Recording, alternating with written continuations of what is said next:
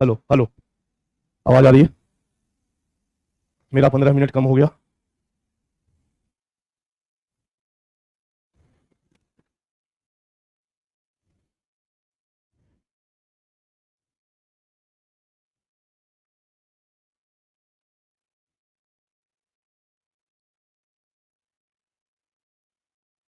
ये क्या हाल है इधर वालों का? जैसे लगता है दूसरी तरफ देख रहे हैं।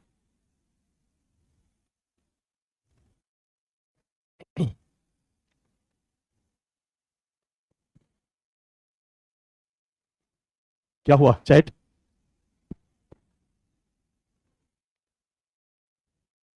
फिर बच्चे कहेंगे हमारे सवाल का जवाब नहीं देते। Good afternoon.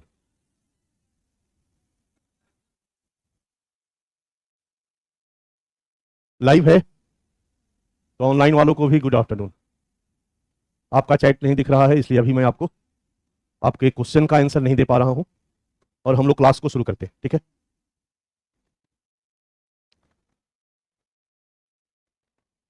Good afternoon, good evening, good afternoon, good evening, good evening. एक बच्चा पूछ रहा सर इंटरनल सिक्योरिटी कब होगी? अभी जो हो रहा है उस पर फोकस करो। Good evening, good evening. Sir थोड़ा ब्रेक ले लेते। सर 2 क्लास एक साथ है। बच्चा, आज के डेट में बीटेक करने के बाद भी 20,000, 25,000, 30,000, 40,000 की नौकरी मिलती है। और अगर सरकारी क्लर्क बन गए, सिपाही बन गए तो 40,000, 50,000 की नौकरी परमानेंट मिलती है। और मुंशी प्रेमचंद कहते हैं कि जो वेतन होता है वो पूर्णिमा का चांद होता है, जो महीने में केवल एक बार दिखाई देता है, और ऊपरी आय बहता हुआ स्रोत है जिससे सदैव प्यास बुझती है। याद है आप लोगों को ये लाइन? आप लोग शायद पढ़े होंगे, प्रेमचंद की एक कहानी पढ़नी थी स्कूल में, नमक का दरोगा। तो सोचिए कि सरकारी नौकरी सिपाही क्लर्क की मिल जाए तो बहुत बढ़िया, और फिर सिपाही क्लर्क से बड़ी नौकरी होती है दरोगा की, होती है ना? और फिर उससे भी बड़ी वाली होती है डीएसपी की, डिप्टी कलेक्टर की। और फिर बच्चा सबसे सबसे बड़ी वाली होती है आईपीएस की, आईएएस की, एसपी की। तो उसके लिए तो थोड़ा मेहनत करना पड़ेगा ना। 2 क्लास से रो रहे हो। जय श्री राम, वालेकुम अस्सलाम, जय हिंद, जय हिंद, जय हिंद। एक बच्चा लिखा कि सर आप जय भीम नहीं बोलते हैं। तब से मैं, वो नहीं भी रहता है तो जय भीम मैं बोल देता हूं। वृद्धों के लिए कई सरकारी अस्पतालों में इलाज के लिए विशेष सुविधा नहीं है, जैसे अच्छा बिस्तर, अलग पंक्ति आदि। इन सब की पूर्ति करवाने हेतु एक आम आदमी क्या कर सकता है? बच्चा, कानून है और बहुत सारे कानून का पालन देश में नहीं हो रहा है। इसीलिए यूपीएससी ने हमें एक ऑप्शन दिया है, समीक्षा कीजिए, विवेचना कीजिए, मूल्यांकन कीजिए, परीक्षण कीजिए। तो वहीं पर ये सारी बातें लिखेंगे ना कि कानून तो है लेकिन उनका प्रॉपरली लागू नहीं किया जा पा रहा है, वहां लिख के निकल जाएंगे। सर यहाँ का मैनेजमेंट बहुत बेकार है। नहीं, इस शीट पर अपना नाम भी लिख के भेज दो कल, ठीक है? तो मैं ये मैनेजमेंट को दे दूंगा तुम्हारा नाम।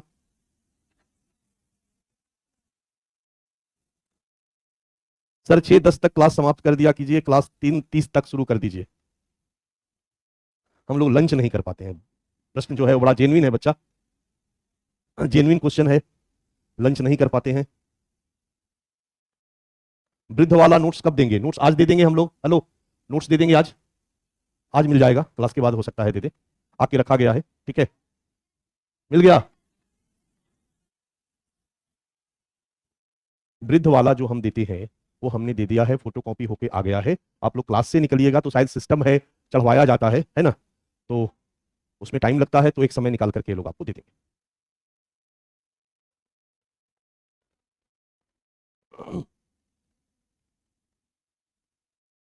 सर सादर प्रणाम।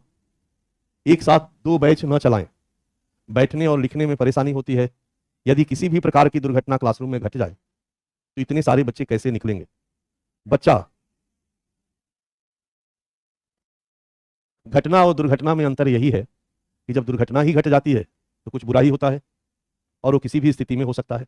ट्रेन टकरा जाती है, पलट जाती है, आग लग जाता है, बस में एक्सीडेंट हो जाता है। लेकिन आज के डेट में इतना चौड़ा चौड़ा दरवाजा, जो बेस्ट पॉसिबल हो सकता था वो यहाँ पर है। जो सरकार ने मानक किया है वो यहाँ पर है, ठीक है? अब जब कुछ बुरा ही होना होगा तो एक बेसमेंट में चला के गड़बड़ किया तो हम सबको भुगतना पड़ रहा है। जो 3 बच्चे मरे वो दुखद है, लेकिन किसी ने ये नहीं सोचा कि इस सारे ड्रामेबाजी के कारण कितने बच्चों का पढ़ाई डिस्टर्ब हो गया। कई बच्चे बड़ी मुश्किल से माँ बाप से पैसा लेकर के कोचिंग कर रहे होंगे, कई बच्चों का एग्जाम होगा, कई बच्चों का लास्ट अटेम्प्ट होगा, बहुत सारे पहलू होते हैं।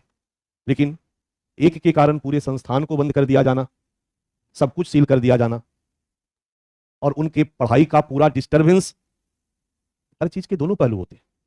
पीड़ित दोनों तरफ से है, उधर से भी है तो पीड़ित इधर से भी है। इसलिए इस पर बहस कोई मतलब नहीं है। जैसी स्थिति उसके साथ सामंजस्य स्थापित करना है।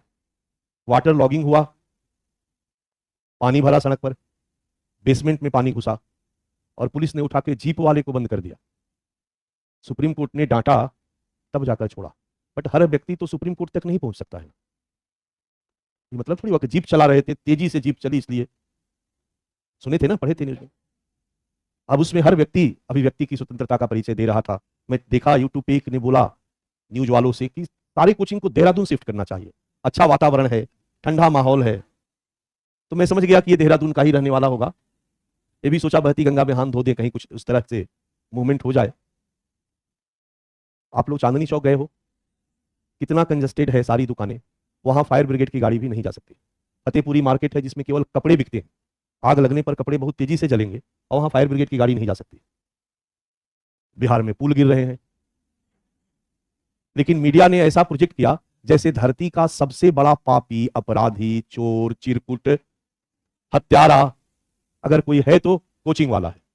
जिस तरीके से प्रेजेंट किया गया, जिस तरीके से नैरेटिव बनाया गया, वो सबने आपने देखा। हम ग्लोबल वर्ल्ड में हैं, हर व्यक्ति को अपना प्रोडक्ट बेचने का अधिकार है और हर व्यक्ति को सस्ता से सस्ता प्रोडक्ट खरीदने का अधिकार है।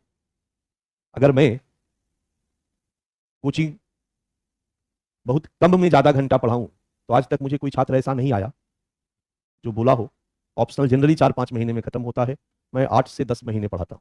अभी तक कोई छात्र नहीं आया कि सर आप तो दुगना टाइम देते हैं, मेरी हार्दिक इच्छा है कि मैं फीस थोड़ा बढ़ा के आपको दे दूं। अभी तक हमको कोई नहीं मिला। 5 महीने से अगर कम कर दूं तो कंप्लेन करने वाले सिर पे चढ़ जाएंगे कि सर फीस तो लिया था आपने, पूरा कहा था 5 महीने और 4 महीने ही आप पढ़ा रहे हैं। तो यही है, हर व्यक्ति के घर में कोई ना कोई काम करता है।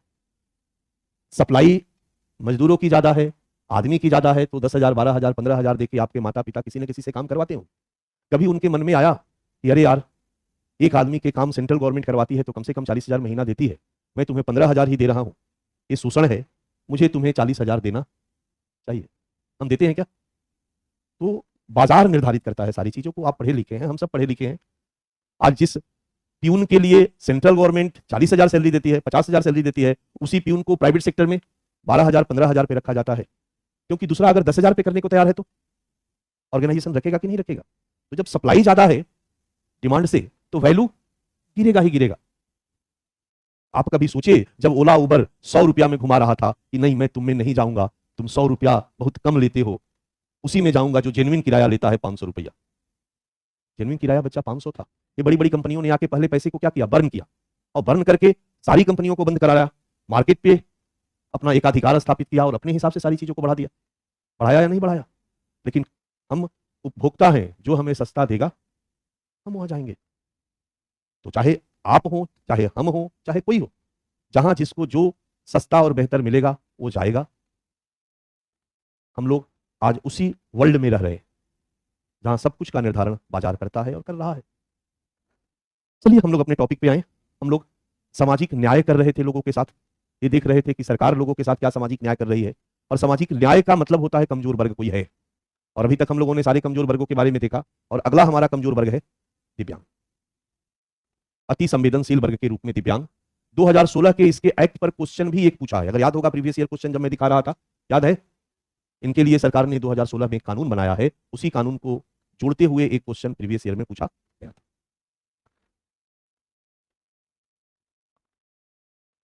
दिव्यांग को पहले विकलांग कहा जाता है ना, हैंडीकैप्ड कहा जाता है। अब इनको पर्सन्स विथ डिसेबिलिटीज कहा जाता, निःशक्त व्यक्ति या दिव्यांग, ये शब्द इनको इनके सम्मान में दिया गया। इनको कुछ ऐसा न कहा जाए जिससे इनको पीड़ा हो, दुख हो। हमारे गांव में पहले ये सब कुछ नहीं सोचा जाता था। अभी इसी साल सुप्रीम कोर्ट ने इस पर एक बड़ा कठोर निर्णय दिया। ये निर्णय सिनेमा के संदर्भ में है, उस पर भी हम लोग चर्चा करेंगे। बट हमारे गांव में सीधे सीधे कह दिया जाता था, कई लोगों का तो नाम ही होता था लंगड़ा, अनहरा, बहिरा होता था ना, उनको इसी नाम से संबोधित किया जाता था। लोग तो उनका नाम तक भूल जाते थे। हमारे गांव में हमारे घर के ठीक सामने एक लड़का था, हमें नहीं पता था कि उसका क्या नाम है, क्योंकि लंगड़ा लंगड़ा लंगड़ा लंगड़ा ही उसका नाम था। बहुत दिन बाद पता चला कि उसका नाम हीरा लाल है। हमारी सरकार संवेदनशील हुई है, ऐसे लोगों को भी, अब ऐसे लोग शुरू से कमजोर थे और हमारे संविधान में भी ऐसे हर तरह के कमजोर लोगों की सुरक्षा के लिए प्रावधान किया गया है, लेकिन विशेष रूप से हमारी सरकार इन पर गंभीर हुई 1980 के दशक के बाद। तो दिव्यांग मतलब वह जो शारीरिक रूप से परफेक्ट नहीं है, उन्हीं को हम दिव्यांग कहते हैं। सरकारी परिभाषा यह है कि दिव्यांग वो व्यक्ति होता है जो 40% तक, 2016 के अधिनियम इसको परिभाषित करता है कि जो 40% तक दिव्यांगता से ग्रसित होता है। 1995 में इनके लिए अधिनियम बनाया गया था, उसमें इनका डिफिनीशन भी तय किया गया और 7 तरह के दिव्यांगों की चर्चा उस कानून में की गई। लेकिन जब 2016 में कानून बनाया गया तो उसमें दिव्यांग की कुछ और कैटेगरी को शामिल कर लिया गया और 21 तरह के जो शारीरिक रूप से अक्षम हैं, मानसिक रूप से अक्षम हैं, उनको दिव्यांग की कैटेगरी में शामिल किया गया। उसमें कुछ इस तरह के बच्चे भी होते हैं जिनको पढ़ने में मन नहीं लगता, पढ़ते समय उनका ध्यान कहीं और होता है। बोर्ड पर जो अक्षर लिखे होते हैं, ध्यान नहीं होने के कारण, डिस्ट्रैक्ट होने के कारण वो अक्षरों को ठीक से नहीं समझ पाते। ऐसे बच्चों को भी दिव्यांग की कैटेगरी में डाल दिया गया। पहले इस तरह के बच्चे दिव्यांग की कैटेगरी में नहीं थे। आमिर खान की एक फिल्म आई थी तारे जमी पर, जिसमें उस बच्चे में जो दिव्यांगता की कैटेगरी थी उसको भी अब दिव्यांग की कैटेगरी में डाल दिया गया। बीच में एसिड फेंकने की घटना लगातार हुई थी 2006, 7, 8, 9, 10, 11, 12 में। इस पर सुप्रीम कोर्ट का गाइडलाइन भी आया हुआ था। तो एसिड अटैक से जो पीड़ित हैं उनको भी दिव्यांग की श्रेणी में डाल दिया गया। बौना को भी दिव्यांग की श्रेणी में डाल दिया गया। तो इस श्रेणी का विस्तार किया गया और इन्हीं को दिव्यांग कहा गया, इन्हीं को विकलांग कहा गया, इनको बेचारा कहा गया। इनको एक अति संवेदनशील वर्ग, कमजोर वर्ग, ऐसा वर्ग जिनके लिए विशेष सुरक्षा की जरूरत है। तभी जाकर सामाजिक न्याय इनके साथ होगा, तभी जाकर सामाजिक न्याय से युक्त समाज का निर्माण हो पाएगा, सामाजिक न्याय से युक्त विकास के लक्ष्य को हम प्राप्त कर पाएंगे। यही है बच्चे दिव्यांग।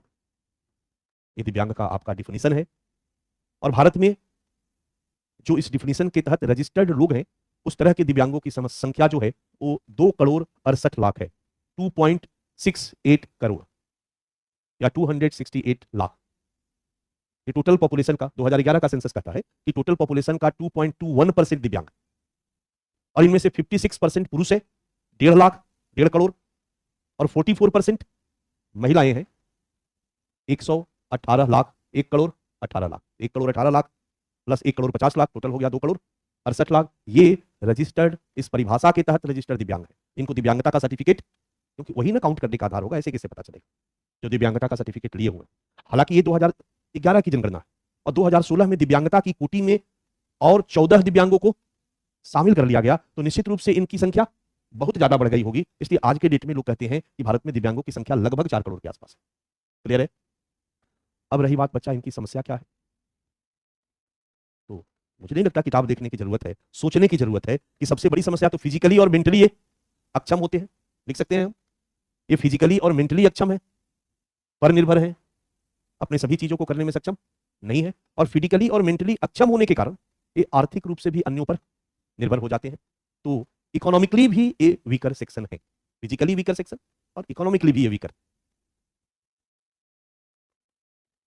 अब ये दोनों क्षेत्र में वीकर है बच्चा, तो इनको सामाजिक उपेक्षा का सामना भी करना पड़ता है, अपमान का सामना भी करना पड़ता है। लंगड़ा लुल्हा शब्द से इन्हें संबोधित लोग आम रूप से करते हैं, उपेक्षा करते हैं, ये भी इनकी एक समस्या। और चूंकि ये फिजिकली हैंडीकैप्ड है, तो आर्थिक और राजनीतिक क्षेत्र में भी इनकी बहुत सहभागिता, शैक्षिक और राजनीतिक क्षेत्र में भी इनकी बहुत सहभागिता नहीं, शिक्षा के क्षेत्र में भी इनकी सहभागिता नहीं।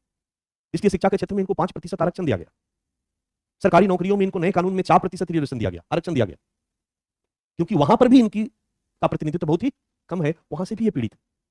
तो शारीरिक रूप से कमजोर, जिसके कारण आर्थिक रूप से कमजोर, शैक्षिक रूप से कमजोर, राजनीतिक रूप से कमजोर और सामाजिक रूप से भी कमजोर, क्योंकि समाज में भी इनका उपेक्षा होना, और इन सब के कारण ये अपने आप में भी कमजोर हो जाते हैं। क्योंकि जब इस तरह की उपेक्षा का सामना करना होता है, जब आदमी लाचार हो जाता है, तो आदमी के अंदर खुद हीन भावना ग्रसित हो जाती है। आदमी जो सेल्फ परसेप्शन अपने बारे में बनाता है, अपने बारे में जो स्वधारणा बनाता है, वो बहुत ही बुरा स्वधारणा बनाता है, बहुत खराब स्वधारणा बनाता है अपने बारे में। और कई बार ये स्वधारणा उनमें हताशा को जन्म देती है, निराशा को जन्म देती है, कुंठा को जन्म देती है। कुंठा समझते हो ना, क्या होता है? तनाव अलग हो गया और कुंठा अलग हो गया।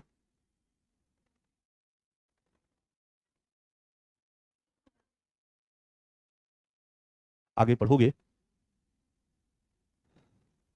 जब आप हेलो जब आप इमोशन पढ़ोगे ना, इमोशन, तनाव का एक्सट्रीम फॉर्म, टेंशन का जब एक्सट्रीम हो जाता है, लगता है उसको फ्रस्ट्रेशन कहते हैं, कुंठा कहते हैं। और खुशी एक्सट्रीम हो जाए तो उसे उल्लास कहते हैं, हर्ष और उल्लास। तो खुशी तो होगी ही, लेकिन उल्लास होगा तो आदमी एकदम कूदने लगेगा। जैसे ही आप लोग यूपीएससी में रैंक 3, 4, 5, 6 में जैसे ही रिजल्ट आपका आएगा, एक खुशी नहीं रहेगी यार, उल्लास में तब्दील हो जाएगी, कूदना शुरू करोगे, नाचना शुरू करोगे। तो हर इमोशन का हमारे मनोवैज्ञानिकों ने दो दो फॉर्म क्रिएट किया है, ठीक है। तो वही जनरली हम यूज कर देते हैं, तनाव, कुंठा। तो दिव्यांगों में भी ये सारी स्थिति एक फ्रस्ट्रेशन को जन्म देती है, और वही फ्रस्ट्रेशन, तनाव जब एक्सट्रीम होता है, फ्रस्ट्रेशन में तब्दील होता है, फ्रस्ट्रेशन में तब्दील हो जाता है तो बुद्धि काम करना बंद कर देती है, और कई बार ऐसे केस में आदमी सुसाइड अटेम्प्ट भी कर लेता है। एक्सट्रीम होगा तभी तो करेगा। तो ये 5 इनकी प्रमुख समस्या है। ये 5 दिमाग में रखना, फिजिकली तो इकोनॉमिकली, सोशली, सॉरी पॉलिटिकली और एजुकेशन। तो पॉलिटिकल एजुकेशन को एक साथ कर दो तो ये 3 हो गया। सामाजिक उपेक्षा 4 हो गया, और फिर सेल्फ, 3 भावना, फ्रस्ट्रेशन 5 हो गया। समस्या हमेशा दिमाग में रखो, क्योंकि समस्या का समाधान भी इसी को ध्यान में रख करके बनाया जाएगा। अगर कोई पॉलिसी आपको बनाने के लिए कह दिया जाए तो इन्हीं समस्याओं को दूर करने के लिए आप पॉलिसी बनाओगे। अब पॉलिसी बनाते समय हम क्या बनाते हैं, मैं बता चुका हूं आपको। सामाजिक नीति या डेवलपमेंट पॉलिसी और कार्यक्रम दोनों में मैंने अंतर किया था। मैंने कहा था कि पॉलिसी एक आउटलाइन है, एक गाइडलाइन है। इसमें पहले हम समस्याओं की पहचान करते हैं, फिर हम समस्याओं को सोपान क्रम में रखते हैं, फिर हम अपने पास क्या रिसोर्सेज है उसको आइडेंटिफाई करते हैं, फिर हम उस रिसोर्सेज को सोपान क्रम में इन समस्याओं को सॉर्ट आउट करने के लिए अलॉट करते हैं कि पहले किस पर कितना खर्च किया जाए। हमारे पास इतना पैसा नहीं है कि चुटकी बजाते एक बार में सारी समस्याएं हम खत्म करते हैं, अलॉट करते हैं। फिर हम देखते हैं कि हमारे जो समस्या समाधान के लिए किया गया प्रयास है, उसके प्रयास में कहीं हमारे सामाजिक मूल्य तो आड़े नहीं आता है, अगर आता है तो क्या इसका सॉल्यूशन होना चाहिए। और फिर एक पायलट स्टडी करके उसकी समीक्षा करते हैं, और फाइनली तब जाकर के हम किसी योजना को लागू करते हैं। क्लियर है? ये पॉलिसी है। तो पॉलिसी में हम इन सब चीजों को देखेंगे, हमारे पास क्या संसाधन है, हमारे पास कौन कौन सी इनसे जुड़ी समस्याएं हैं, पहले इनकी किस समस्या को सॉर्ट आउट करना चाहिए। अगर किसी व्यक्ति के पास भूखा है तो पहले भोजन का जुगाड़ होना यार, तब तो फिर रसमलाई, भोजन के बाद एक मीठा होना चाहिए, स्वीट डिश होना चाहिए। भोजन ही जिसको नहीं मिल रहा है उसके लिए पॉलिसी में स्वीट डिश का कहां से जुगाड़ करोगे। पहले भोजन बेसिक, फिर उसके बाद प्लस। तो समस्या ये 5 है, और इन्हीं 5 को केंद्र में रख करके योजनाएं भी बनाई जाएगी। कानूनी प्रयास भी इसी को ध्यान में रख करके किया जाएगा। तो कानून बनाया जाएगा तो क्या बनाया जाएगा कि भाई सरकार या कुछ ऐसा किया जाएगा कि इनसे सारी समस्याओं खत्म हो, ये कानून में होना चाहिए। फिर कानून में होना चाहिए कुछ ऐसा किया जाए जिससे कि ये उपेक्षा के शिकार ना हो, उत्पीड़न के शिकार न हो। अगर कोई इनकी उपेक्षा और उत्पीड़न करता है तो तत्काल उनको जेल भेज दिया जाए, सजा का प्रावधान किया जाए, ये सारी चीजें हो। निगरानी रखने के लिए भी कुछ ऐसा संस्था हो जो इनकी सिचुएशन पे निगरानी रखे, रिसर्च करे, सलाह दे, और समय समय पर इनके अलग अलग पहलुओं को फोकस करके योजनाएं चलाई जाए। सबसे पहला शारीरिक दिव्यांगता, तो इनके लिए कुछ उपकरण बांटे जाएं, और जहां इलाज हो सकता है उसका इलाज का व्यवस्था कराया जाए। इस तरह का कार्यक्रम चलेगा ना जी। दूसरा इनका कार्यक्रम चलेगा इनके आर्थिक सशक्तिकरण के लिए, कि कुछ ऐसा किया जाए कि इकोनॉमिकली इंपावर्ड हो सके, कौशल विकास किया जा सकता है, इनके लिए कुछ रोजगार क्रिएट किया जा सकता है, इनके अनुसार इनके लिए कुछ रोजगार क्रिएट किया जा सकता है। तीसरा हम सॉर्ट आउट करेंगे कि शिक्षा के क्षेत्र में और सरकारी नौकरी में, राजनीति में इनकी भूमिका को भी, ताकि ये एक्टिव जीवन जी सके, उसमें हम आरक्षण दे सकते हैं। सरकार ने आरक्षण दिया है, उस पर आरक्षण देकर के उनको एक्टिव बनाया जा सकता है। 3 होने के बाद चौथा है, मैंने बता ही दिया, कोई उपेक्षा करे तो उसको दंड दिया जाए, इसकी व्यवस्था की जा सकती है। और फिर 5वां है कि जो इनमें हीन भावना है तो उसके लिए कुछ करने की जरूरत ही नहीं है, बाकी चारों दूर हो जाएगा तो हीन भावना की जरूरत ही नहीं पड़ेगी। इनका सामाजिक समावेशन के लिए हर जगह ये एक्टिवली भाग लेने लगेंगे, और लगेगा कि हम भी कुछ हैं, लगेगा कि हम भी कुछ कर सकते हैं, लगेगा कि समाज में हमारा भी केंद्रीय मुख्य भूमिका है और लोग हमें भी तवज्जो दे रहे हैं, तो फिर इनमें भी जीवन के प्रति एक उत्साह आएगा।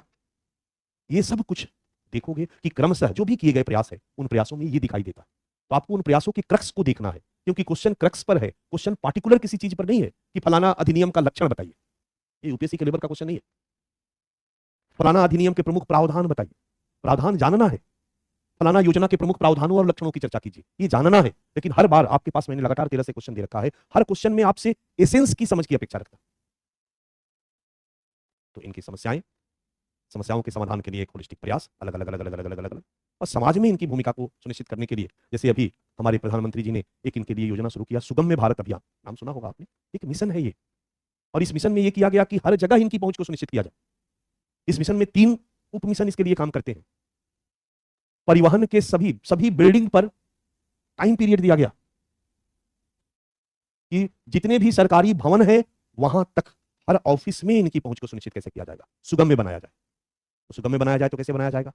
ऐसा सीढ़ी बनाया जाए जिससे कि व्हील चेयर से जा सके, लिफ्ट बनाया जाए ताकि व्हील चेयर से जा सके। कुछ इस तरह से करना होगा ना कि हर तरह के दिव्यांग उस बिल्डिंग के कहीं पर भी वो अपना एक्सेस पहुंच सुनिश्चित कर सके। दूसरे लेवल पर है कि सभी तरह के परिवहन के साधनों में इनकी पहुंच को सुनिश्चित किया जाए। तो ट्रेन भी इस तरह से बनाया जाए, प्लेटफॉर्म भी इस तरीके से बनाया जाए, बस अड्डे भी इस तरीके से बनाया जाए कि हर तरह का दिव्यांग उसमें पहुंच सके, उनके लिए वो एक्सेसिबल हो। और तीसरा, संचार साधन, जो आधुनिक संचार साधन है, मीडिया है, यहां तक इनके सुगम्य पहुंच को सुगम्य बनाया जाए। तो कहीं ना कहीं इसके पीछे का मोटिव क्या है सरकार का? मोटिव है कि अगर ये समाज में एक्टिव और रोल अदा करने लगे तो इनको भी ये एहसास होगा कि हम इस समाज के सक्रिय सदस्य हैं, और इसमें जो हीन भावना ग्रसित होती है वो नहीं होगी, और समाज के लिए उपयोगी बनेंगे। इनमें कुछ करने की एक क्षमता विकसित होगी। नहीं तो ये मानकर चलेंगे, एक अंधा आदमी जिसको कुछ दिखाई ना देता हो, बच्चा, आंख बंद करके 1 घंटा कभी रहो, सोने में नहीं, जाग के रहो। ऐसे तो रह लेगा आदमी रिलैक्स होने के लिए, लेकिन कह दिया जाए कि 1 घंटे तक आंख नहीं खोलना है तो पागल हो जाएगा आदमी, बेचैनी हो जाएगी कि खोले की खोले, और जिसके सामने पूरी दुनिया अंधकार में। तो आप समझो उसके मनोभाव को क्यों लगता है कि मेरे लिए पूरा जीवन बेकार है। तो इन्हीं समस्याओं को केंद्र में रख करके इनके लिए सरकार ने नीतियां बनाई, इनके लिए सरकार ने योजनाएं बनाई, इनके लिए सरकार ने कई वैधानिक प्रयास भी किए। इनके लिए संविधान में बहुत कुछ नहीं है, लेकिन आर्टिकल 14, आर्टिकल 21, आर्टिकल 39, ये सब कुछ ऐसे हैं जिसके दायरे में इनको भी लाने का प्रयास किया गया। बट इनके लिए प्रॉपर प्रयास शुरू होता है बच्चा 80 के दशक के।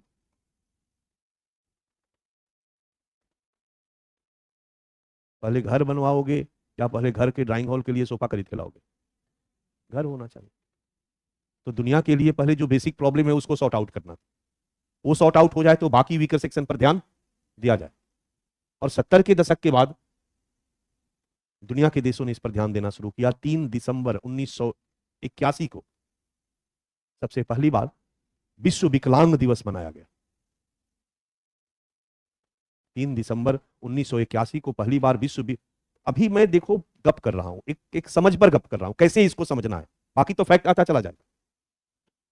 विश्व विकलांग दिवस मनाया गया और इसने पूरे दुनिया के देशों को याद दिलाया, यूएन ने भी याद किया कि नहीं भाई ये भी हैं और इनके लिए भी कुछ किया जाना चाहिए। तो 80 के दशक के बाद 80 और 90 में दुनिया के लगभग सभी देशों में इनके लिए कुछ न कुछ प्रयास शुरू हो गया। 2006 में UN convention on the rights of persons with disabilities, दिव्यांगों के अधिकारों पर यूएन कन्वेंशन का आयोजन किया गया। यूएन भी अलग अलग सबसे पहले यूएन ने मानव अधिकारों पर घोषणा पत्र जारी किया 1948, याद है ना? बट धीरे धीरे फिर एक एक करके 1951 में रिफ्यूजीज पर आया। इसके बाद 1989 में UN convention on the rights of child पर आया, बच्चों पर आया। एक एक करके वीकर सेक्शन पर यूएन कन्वेंशन का आयोजन हुआ। 2006 में इनकी बारी आई। 2006 में यूएन कन्वेंशन दिव्यांगों पर किया गया और दिव्यांगों के अधिकारों पर विस्तृत चर्चा की गई। दुनिया के देश यूएन के नेतृत्व में बैठकर चर्चा किए, इनकी क्या समस्या है, किस तरीके से इनका समाधान हो, किस रूप में इनका समाधान हो, हर पहलुओं पर विचार किया गया और दुनिया के देशों ने अपने यहाँ आकर के इनकी समस्याओं को दूर करने के लिए प्रॉपर प्रयास करना शुरू किया। हमारे यहाँ भी प्रॉपर शुरू हो गया और फिर वो अभी भी हो रहा है। हमारे सिलेबस में है समाज के अति संवेदनशील वर्ग के लिए केंद्र और राज्य सरकार द्वारा चलाई जाने वाली योजनाएं और उनका परफॉर्मेंस, है ना, उनका कार्यान्वयन। और दूसरा है इनके रक्षोपाय और बेहतरी के लिए वैधानिक निकाय, आयोग, संस्था आदि के द्वारा किए गए। ये सब इसी में समेट लेंगे, बट ये कौन है और क्या इसके पीछे पर्पस है, एक बार हम लोगों ने चर्चा कर ली। लिखना शुरू करें बच्चा, तो चलो स्टार्ट करते हैं।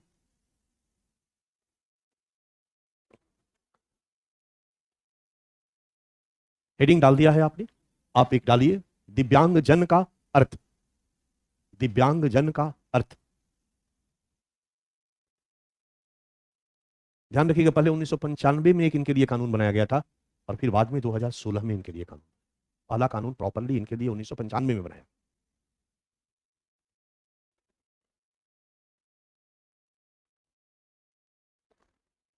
ठीक है। निःशक्त व्यक्ति, निःशक्त व्यक्ति समान अवसर, ब्रैकेट में लिखो समान अवसर,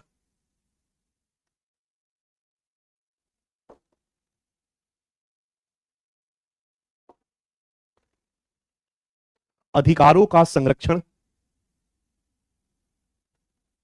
और पूर्ण भागीदारी, ब्रैकेट बंद, अधिनियम 1995 के अनुसार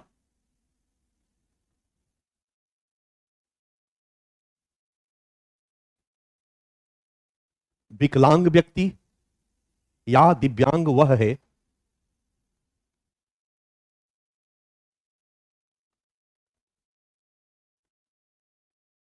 है जो किसी चिकित्सा पदाधिकारी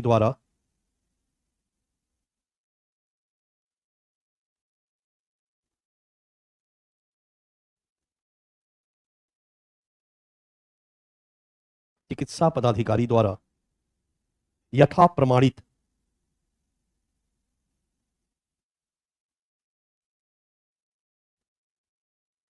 किसी विकलांगता से न्यूनतम 40% पीड़ित है।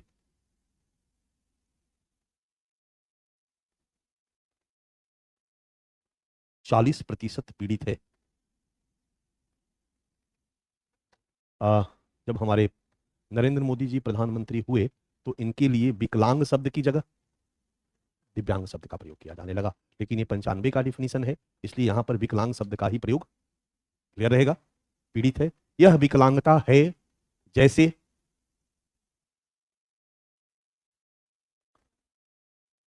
दृष्टिबाधिता, दृष्टिबाधिता, दूसरा कम दृष्टि, तीसरा श्रवण बाधिता, श्रवण बाधिता, चौथा चलन विकलांगता, लोकोमोटर लंगड़ा, चलन विकलांगता, पांचवा कुष्ठ रोग उपचारी, कुष्ठ रोग उपचारी, छठा मानसिक रोगी, सातवां मानसिक मंदता, एक होता है पागल और एक होता है मंदबुद्धि, दोनों दिव्यांग है। मानसिक मंदता, पहला चेंज, दिव्यांग जन अधिकार अधिनियम 2016 में डैश दिव्यांग की परिभाषा को विस्तारित किया गया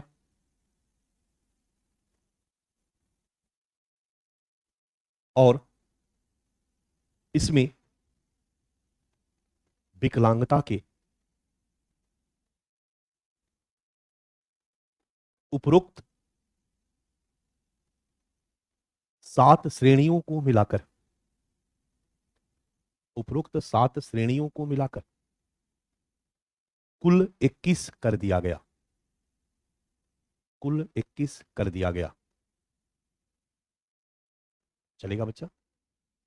अगला हेडिंग कैपिटल बी, भारत में दिव्यांगजन का स्वरूप।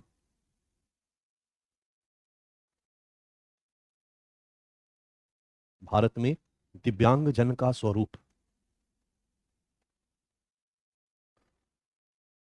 अंडरलाइन, पहला डॉट पॉइंट दो।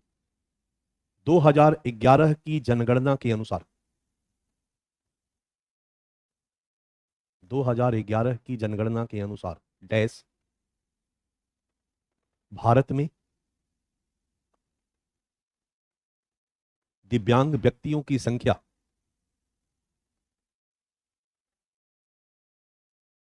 2.68 करोड़ है।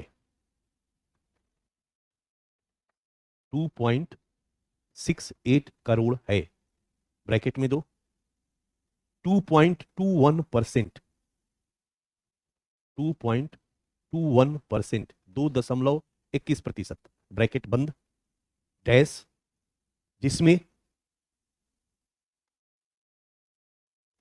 पुरुष दिव्यांग 1.50 करोड़, 1.50 करोड़, ब्रैकेट में 56%, 56%, तथा महिला दिव्यांग 1.18 करोड़, 1.18 करोड़, ब्रैकेट में 44%, ब्रैकेट में 44% है। ब्रैकेट बंद। थर्ड पॉइंट या सेकंड पॉइंट, दिव्यांगजन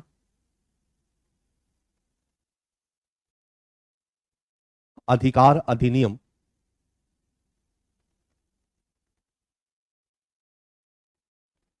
16 द्वारा, 2016 द्वारा, अधिकार अधिनियम 2016 द्वारा दिव्यांगजनों की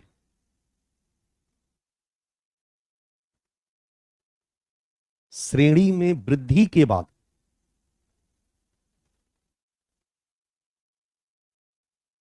वर्तमान में इनकी कुल संख्या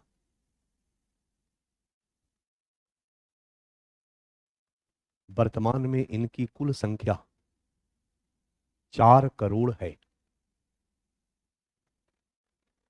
4 करोड़ है। याद रहेगा बच्चा। कैपिटल सी या तीसरा हेडिंग, भारत में दिव्यांगजनों की समस्याएं।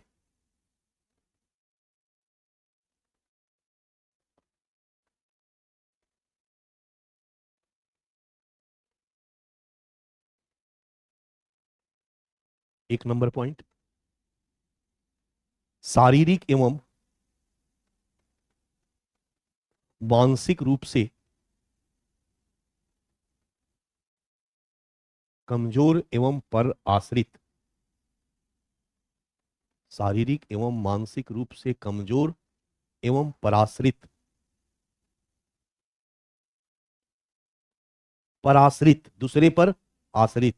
सेकंड पॉइंट, थोड़ा आप लोग अपना हिंदी भी ठीक करें। गड़बड़ क्या हो गया है बच्चा कि हाल के 10-15 सालों में भाषा की खिचड़ी पकी है।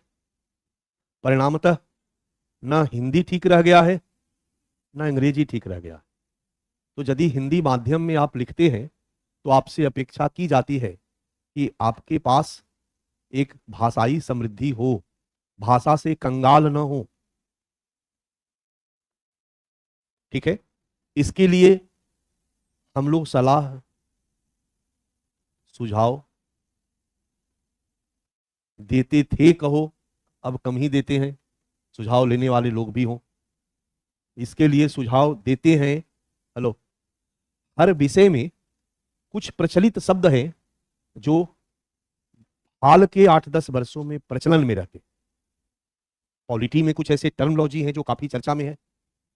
इकोनॉमी में कुछ ऐसे टर्मोलॉजी है जो हाल के दिनों में चर्चा में है। ज्योग्राफी में कुछ ऐसी टर्मोलॉजी है जो हाल के दिनों में चर्चा में है। सोशियोलॉजी में कुछ टर्मिनोलॉजी है जो हाल के दिनों में चर्चा में है। अगर हर विषय से 25-30 ऐसे शब्दावलियों का लिस्ट बना लो और उसको रट जाओ, और इसके बाद आंसर राइट करते समय जहां भी मौका मिले कोशिश करो कि उसमें उनका प्रयोग करे।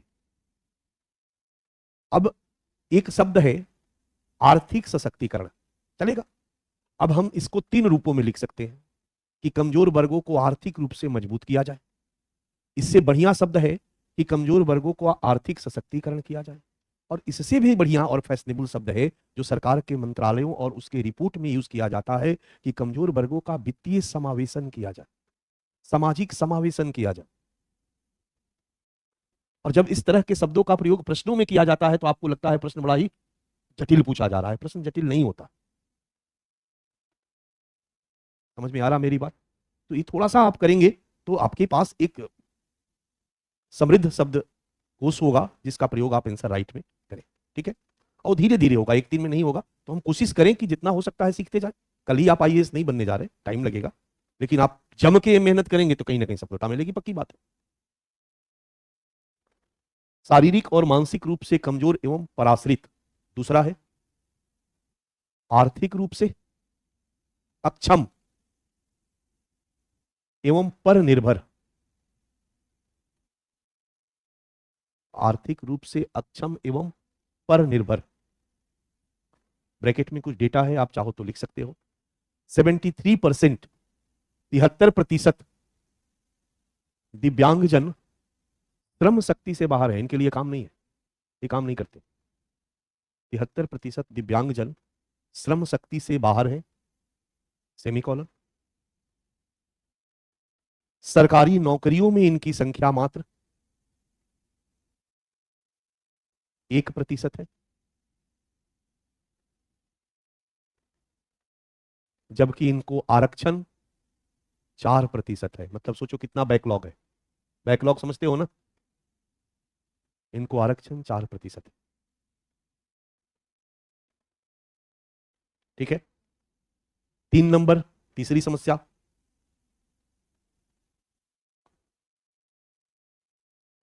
शैक्षिक एवं राजनीतिक रूप से, शैक्षिक एवं राजनीतिक रूप से पिछड़े एवं बहिष्कृत।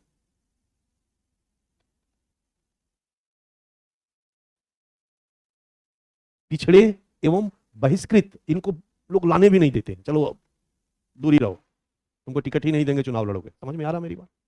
ब्रैकेट में यहां एक डेटा दे दो। 50% से अधिक दिव्यांग स्कूल नहीं जाते। 50% से अधिक दिव्यांग स्कूल नहीं जाते हैं, ब्रैकेट बंद। 4 नंबर, निम्न स्थिति, कौमा, सामाजिक उपेक्षा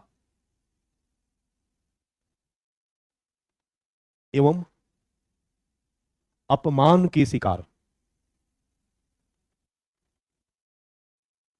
ये लाइन समझ गए बच्चा?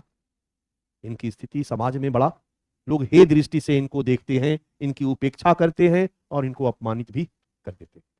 और इन चारों के परिणाम स्वरूप 5वां पॉइंट, हीन भावना से ग्रसित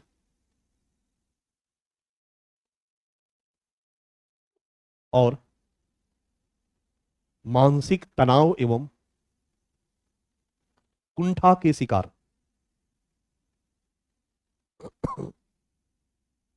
मानसिक तनाव एवं कुंठा के शिकार,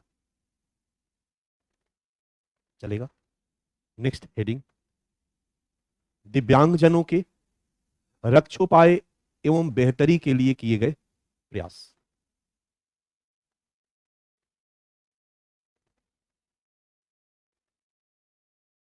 रक्षोपाय एवं बेहतरी के लिए किए गए प्रयास।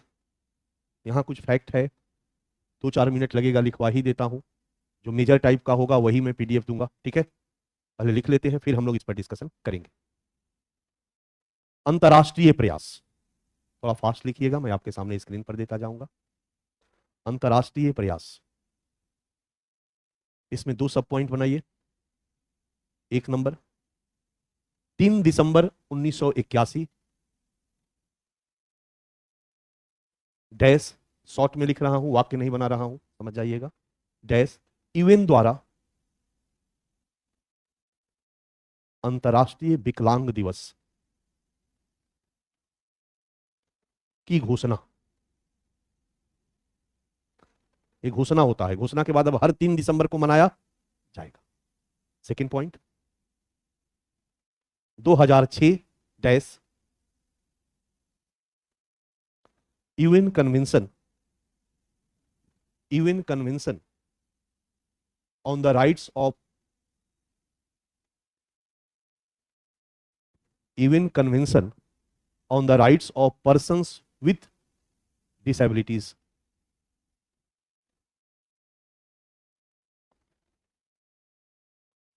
और भारत द्वारा दिसंबर 2006 में इस पर हस्ताक्षर।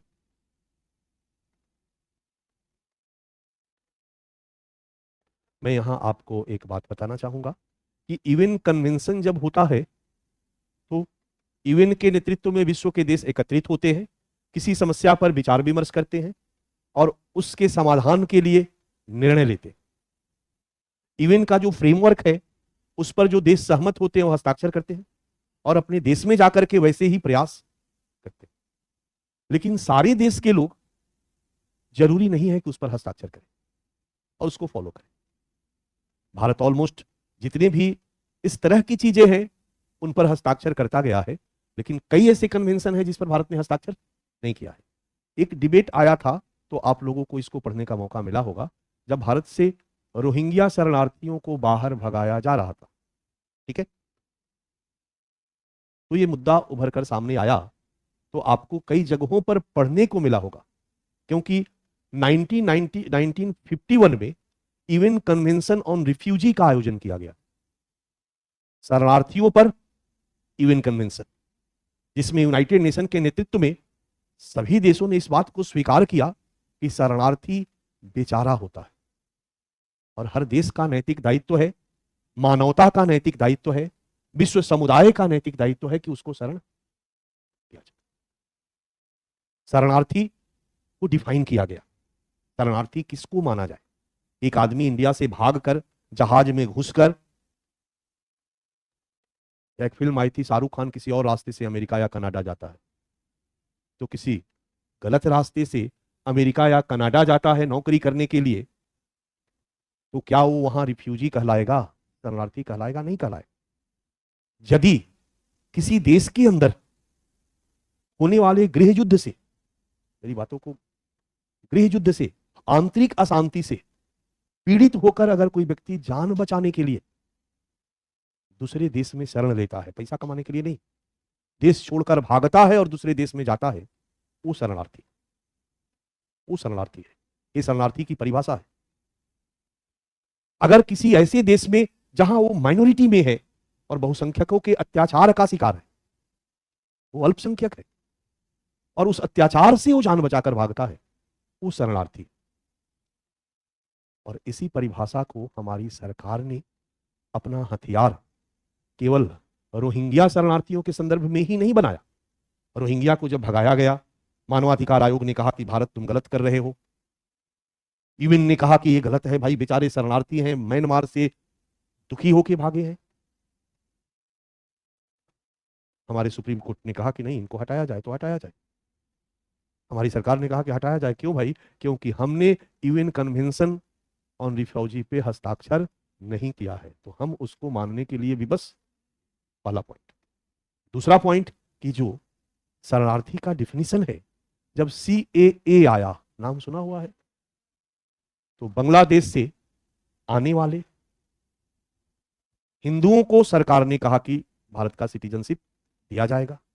मुस्लिम छोड़ के जितने भी हिंदू आए, सिख आए बांग्लादेश से, जो भाग भाग के आए हैं, उनको दिया जाएगा। पाकिस्तान से मुस्लिम छोड़ करके जितने भी लोग आए भागकर, उनको दिया जाएगा। अफगानिस्तान से जितने भी लोग आए गैर मुस्लिम, हिंदू, सिख, ईसाई, उनको दिया जाएगा। तो सरकार के इस निर्णय पर बवाल मचा कि भाई एक धर्मनिरपेक्ष राज्य सिटीजनशिप देने में धार्मिक आधार पर भेदभाव कैसे कर सकते? अरे भाई, आप सभी हमारे नागरिक हो तो आपके लिए कोई भेदभाव नहीं होगा किसी भी संदर्भ में। हमारा फंडामेंटल राइट्स उनके लिए है जो इंडिया के सिटीजन है, जो इंडिया के बाहर के हैं उनके लिए हमारा फंडामेंटल राइट लागू नहीं होता है। अब रही बात सरकार का निर्णय का, तो सरकार ने बांग्लादेश से आने वाले मुसलमानों को शरणार्थी नहीं माना क्योंकि वो बहुसंख्यक हैं और वो वहां के किसी समुदाय विशेष से पीड़ित होकर भागकर इंडिया नहीं आए, वो रोजगार की तलाश में इंडिया आए, इलीगल तरीके से इंडिया में घुसे हैं, जैसे हम अमेरिका में घुस जाएं। लेकिन वहां से जो गैर मुस्लिम आए हैं भाग करके, जो वहां पर फंडामेंटलिज्म के कारण अत्याचार हुआ, मारपीट हुआ, जिसके कारण लोग भाग करके आए हैं, वो शरणार्थी की परिभाषा में आते हैं और वो शरणार्थी होंगे। पाकिस्तान से जो हिंदू और अल्पसंख्यक है वो भागकर आए हैं, वो शरणार्थी की परिभाषा के दायरे में आते हैं, वो शरणार्थी होंगे। अफगानिस्तान से आने वाले गैर मुस्लिम शरणार्थी की परिभाषा में आते हैं, इसलिए वो शरणार्थी होंगे। इसलिए सरकार इनके लिए सिटीजनशिप के बारे में सोच सकती है और इसीलिए सरकार इनके सिटीजनशिप के बारे में सोच रही है, इसलिए नहीं कि ये हिंदू हैं और ये मुस्लिम हैं। ये सरकार का तर्क था, सरकार के पीछे का एजेंडा चाहे जो रहा हो। मैं सहमत हूं, हमें लोगों को परोक्ष एजेंडा से बात नहीं जुड़ना है, हमें जो कानूनी रूप से सही है, जो लीगल है, उस पर बातें करनी है। तो पीछे जो भी मोटिव हो, जो भी एजेंडा हो, वो सभी जानते हैं, हम जानते हैं, आप जानते हैं, सभी समझदार हैं। और सत्ता प्राप्ति के लिए हर पार्टी एजेंडा चलाती रही है कोई ना कोई। कभी किसी ने जाति का एजेंडा चलाया, कभी किसी ने धर्म का एजेंडा चलाया, और वो आलोच्य है, गलत है एक सीमा तक। लेकिन जो तर्क था सरकार का, जो कानूनी स्वरूप था सरकार का, वो यही था। यहां पर मैंने आपको थोड़ा सा ज्ञान दे दिया, क्योंकि ये ज्ञान आपके लिए भी काम देगा, आगे आएगा। ठीक है। अंतर्राष्ट्रीय विकलांग दिवस और 2006 में इस पर हस्ताक्षर। संस्थागत प्रयास, अगला हेडिंग, संस्थागत प्रयास।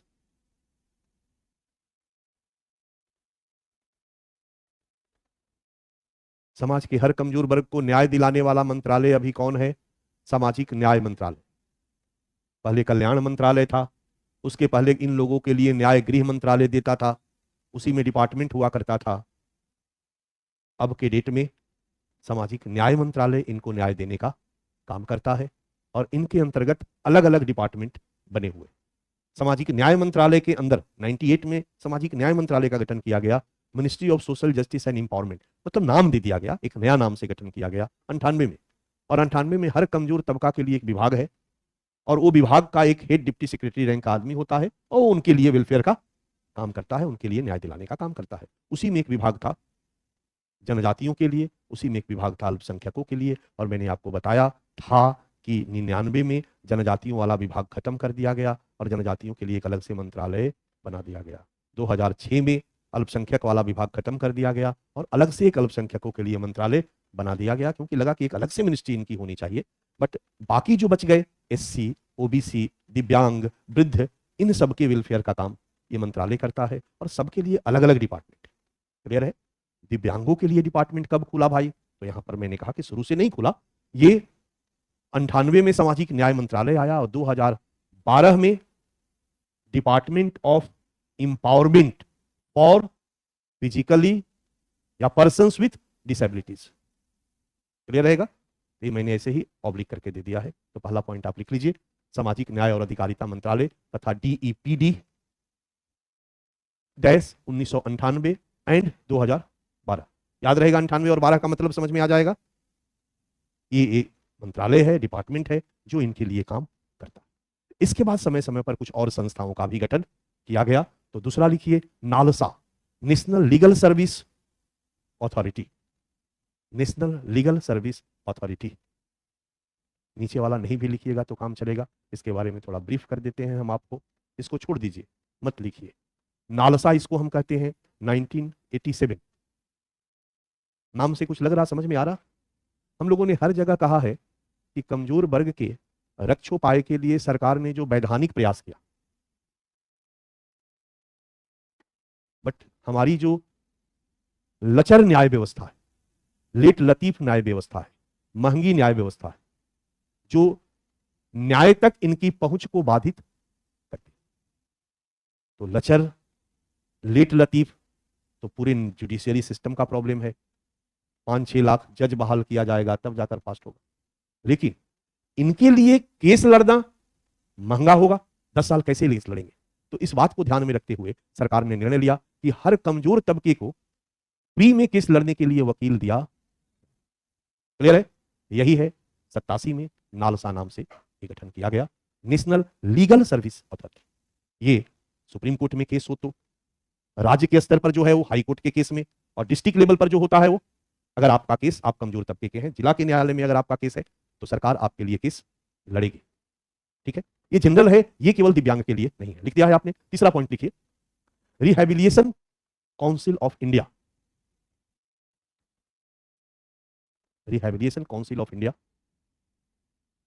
डैश 1986/1992। भारतीय पुनर्वास परिषद, आएंगे हम इस पर। चौथा है chief commissioner for persons with disabilities, CCPD dash 1995। अगला है national handicapped finance and development corporation, national handicapped finance and development corporation dash bracket में है NHFCD डैश 1997। और छठा है national trust for welfare of persons with disabilities, national trust for welfare of persons with disabilities. बच्चा, ये 4 संस्थान जो है वो केवल और केवल दिव्यांगों के लिए बनाए गए हैं। पहला पुनर्वास परिषद है, भारतीय पुनर्वास परिषद। इसका गठन बहुत पहले 86 में किया गया था। 1992 में इसको एक कानून बना करके संवैधानिक निकाय का दर्जा दिया गया। 93 में यह अस्तित्व में आया और यह इनके पुनर्वास संबंधी नियामक का काम करता है। इनके पुनर्वास, क्योंकि सबसे पहले महिलाओं का पुनर्वास कैसे होगा, बच्चों का कैसे होगा, बड़ा आसान है। लेकिन इतने तरह के दिव्यांग 21 प्रकार के हैं, इनका पुनर्वास कैसे होगा, बड़े रिसर्च का विषय। समझ में आ रहा मेरी बात? अगर कोई बहरा है, अगर कोई को दिखाई नहीं देता, या किसी को रात को दिखाई नहीं देता, दिन में एकदम बढ़िया, क्या कहते हैं उसको, तो अलग अलग लोगों के लिए रिहैबिलिटेशन अलग अलग होना चाहिए। तो इस पूरे रिहैबिलिटेशन के प्रोसेस पर, पुनर्वास की पूरी प्रक्रिया का ये समीक्षा करता है, रिसर्च करता है। विदेशों से जो प्रशिक्षित लोग आए हैं, क्योंकि इनको पुनर्वासित करने के लिए प्रशिक्षित लोग चाहिए। अब एरू गैरू कोई भी पुनर्वासित करे तो और ज्यादा गड़बड़ हो जाएगा। तो प्रॉपर ट्रेंड होना चाहिए, इनके प्रशिक्षण और इनके शिक्षा का क्या मापदंड होना चाहिए, इन सारी चीजों के नियामक के रूप में ये संस्थान काम करते हैं, ताकि इनका पुनर्वास समुचित तरीके से किया जा सके। इसके बाद जब 1995 में अधिनियम बनाया गया, एक 95 में कानून बनाया गया बच्चा, और एक कानून बनाया गया 2016 में। तो 95 में कानून बनाया गया तो कहा गया कि इनके लिए एक कमिश्नर की नियुक्ति की जाएगी, और उसी कानून के तहत एक commissioner, chief commissioner for persons with disabilities, ये एक पद है, पदाधिकारी है जो इनके रक्षोपाय की देखरेख करते हैं। इसके बाद जिस तरीके से हम लोगों ने पढ़ा था, अनुसूचित जनजाति वित्त और विकास निगम, याद आया? राष्ट्रीय अनुसूचित जनजाति वित्त और विकास निगम, राष्ट्रीय अल्पसंख्यक वित्त और विकास निगम, राष्ट्रीय दिव्यांग वित्त और विकास निगम। इतना कह दिया तो पता चल गया होगा कि ये क्या काम करता होगा। क्लियर है? इनका आर्थिक विकास को सुनिश्चित करना, जरूरत पड़ने पर इनको इनके हिसाब से स्किल्ड करना। आज दिल्ली में इसके तहत कई ऐसी संस्थाएं हैं। आपके जो 3-4 स्टाफ हैं, ललित हैं, शंकर हैं, ये सब परिचित थे। हमारे घर में एक बच्चा काम करता था, हमारे गांव का ही था, और लगभग 45 साल उसकी उम्र थी, बिल्कुल स्वस्थ, सारे घर का काम, और वो पिछले 15 सालों से मेरे साथ था। 15 नहीं, 2008 से, मतलब कितना साल हो गया, लगभग 16 सालों से मेरे साथ था। कहीं कोई गड़बड़ आदत नहीं थी, लेकिन जब बुरे दिन आते हैं तो ऊंट पे बैठे रहोगे और कुत्ता काट लेगा, कहावत सुने हो ना। वो गांव गया और गांव में जाकर के दोस्तों के साथ बैठकर दारू पी लिया। सुनते जाओ, ठीक है। और दारू पीने के बाद में अगले ही दिन से उसको थोड़ी परेशानी हुई, और परेशानी हुई, ये पिछले साल की बात है, बच्चा ज्यादा दिन नहीं बीता है, परेशानी हुई, और परेशानी के बाद में उसको दिखना बंद हो गया। हमको फोन किया नहीं, लेकिन उसकी वाइफ ने जब फोन किया तो उसको मैं गाड़ी से उस इमीडिएट गांव में जो था उपलब्ध साधन, गाड़ी वाले को बोला, उसको लेके बीएचयू बुलवाया। बीएचयू में जो हमारे को जाने वाले डॉक्टर थे, उन्होंने इलाज किया, देखा, और उन्होंने कह दिया कि अब इनका पॉसिबल नहीं है। फिर भी मन की तसल्ली के लिए दिल्ली लाया मैं, एम्स में सब जगह दिखाया। और मेरे ख्याल से अगर 1.5 साल पहले का कोई बच्चा होगा, हमारे यहाँ का कोई बच्चा है इसमें, जीएस में कोई है, नहीं है, तो वो उससे परिचित होगा, ठीक है, आपके सारे स्टाफ उससे परिचित है।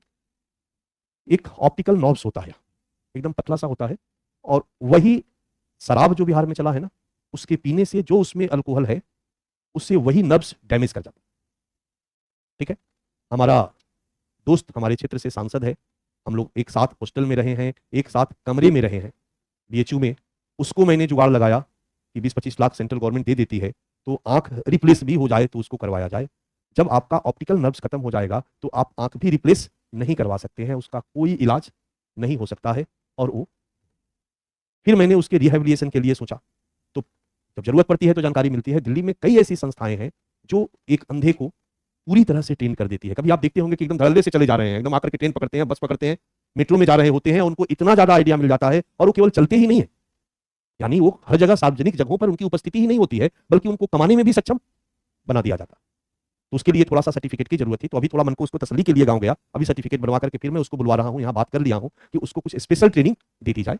अगर उसको स्पेशल ट्रेनिंग मिल जाएगी तो बहुत कुछ करने में सक्षम करवाया जा सकता है। आपको ठुंगा बनाना, बहुत सारी चीजों को बनाना, बहुत सारा काम करना वो सिखा देंगे, और लोगों को वो आराम से बैठ के कमाएगा। तो अगर महीने में 15-20-25 हज़ार रुपया कमा लिया तो अब पत्नी और बच्चे पर डिपेंडेंट नहीं रहे कि उठा करके वो ले जा रही है घुमाने, बाथरूम कराने। इतना आइडिया हो गया कि वो कहीं से अपने सारी चीजों को कर सकता है, और कम से कम 10-15 हज़ार रुपया कमा सकता है, तो अपना तो खर्चा निकाल लेगा।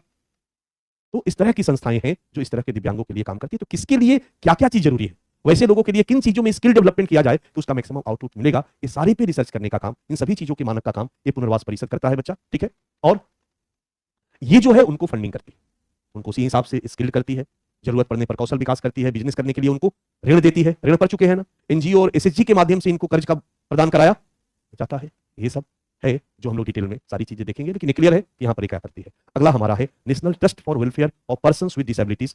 2000 में 1999 के एक एक्ट के द्वारा national trust for welfare of persons with disabilities act 1999 के द्वारा इस ट्रस्ट की स्थापना की गई। और ट्रस्ट और एनजीओ का मतलब क्या होता है, वेलफेयर का काम करना। तो ये ट्रस्ट है और इसकी फंडिंग गवर्नमेंट से की जाती है। बहुत सारे ऐसे एनजीओ और ट्रस्ट के रूप में संगठित किया गया है, जैसे मैंने आप लोगों को बताया था मौलाना आजाद शिक्षा फाउंडेशन, याद है, अल्पसंख्यक में। तो इस तरह के ट्रस्ट या एनजीओ हैं जिसकी पूरी फंडिंग सरकार करती है, और ये इनके वेलफेयर के लिए, इनके पुनर्वास के लिए, इनके दिव्यांगता के लिए उपकरण उपलब्ध कराने से लेकर के सारी चीजों का संपादन करता है। क्लियर है, ये कई योजनाएं भी चलाता है। इस तरीके से हमारी एक कंप्लीट संस्थागत प्रयास है जो आज भारत में इस तरह के दिव्यांगों के लिए किया जा रहा है। अब एक हेडिंग डालिए 2 लाइन में, संवैधानिक एवं वैधानिक प्रयास।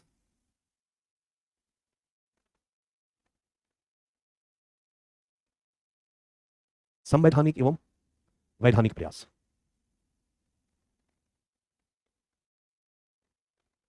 आप लिखिए पॉइंट नंबर 1, 1 नंबर पॉइंट, अनुच्छेद 14, अनुच्छेद 14 कॉमा 21, 21 कॉमा 39, 39, 21, आर्टिकल 14, आर्टिकल 21 और आर्टिकल 39 आदि। आदि नाम पता है ना, आदि। Second point, rehabilitation council of India act 1992, इसको हम वहां भी यूज कर सकते हैं, यह अधिनियम है और इसके द्वारा काउंसिल की स्थापना की गई। Rehabilitation act, rehabilitation council of India act 1992। दूसरा, the persons with disabilities bracket में equal opportunities comma protection of rights and full participation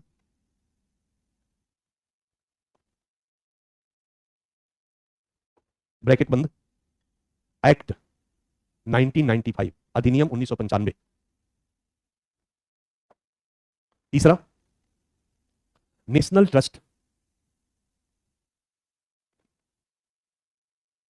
for welfare of persons with disabilities act 1999, 2000 में स्थापित किया गया था ट्रस्ट, याद है। Fourth, rights of persons with disabilities act 2016, 2016।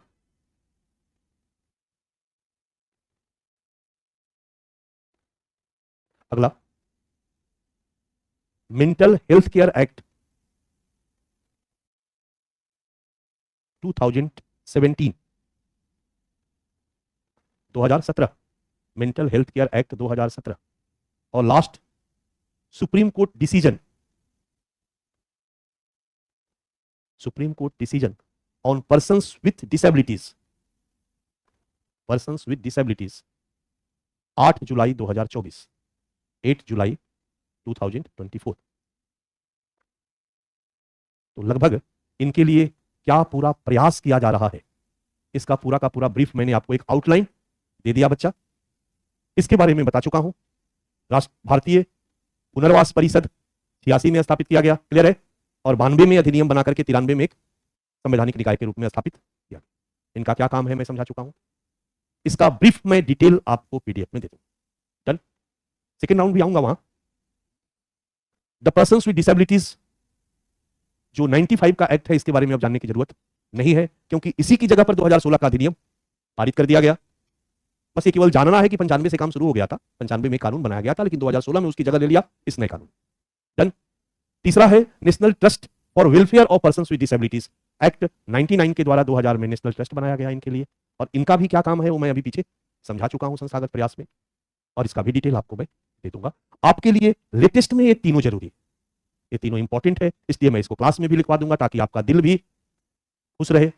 पीछे का बहुत ज्यादा जरूरत नहीं है, पीछे केवल समझने के लिए, ठीक है। Rights of persons with disability act 2016 में इनके ढेर सारे अधिकारों को सुनिश्चित किया। अब चूंकि 2016 और कहां 95, समय काफी आगे आ चुका था, हमारी नई सरकार थी, इसलिए ढेर सारे नए संदर्भों में, ग्लोबलाइजेशन इरा था, ढेर सारे नए संदर्भों में इनके ऊपर विचार किया गया और इनको प्रोटेक्शन देने का प्रयास किया गया। इनके क्या क्या अधिकार हैं इस कानून के द्वारा उसको सुनिश्चित किया गया। सबसे पहले तो इनकी परिभाषा को इस कानून में विस्तारित करके और इसमें 14 और दिव्यांगता के तत्वों को शामिल किया गया और 7 से 14 जोड़कर 21 बना गया।